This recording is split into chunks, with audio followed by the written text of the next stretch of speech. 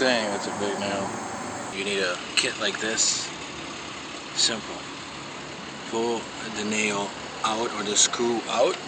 Make sure you're next to a gas station where you can get some air first, right? Then you get a kit like this.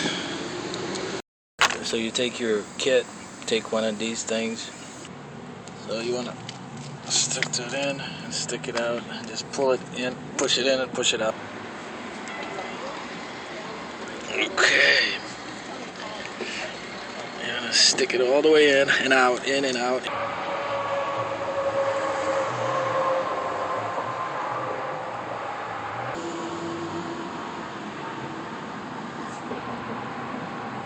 Okay, so push it right in there.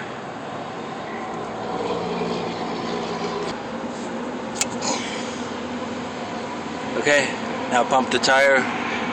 You're done. That's simple. Fill the tire back up, right? Drive around on it, see if it holds air. This works real well. Then cut the excess off. You know, use your knife or whatever, just cut the rest off. Okay, and you'll have a brand new tire without having to buy a new tire. Thanks for watching. Good luck.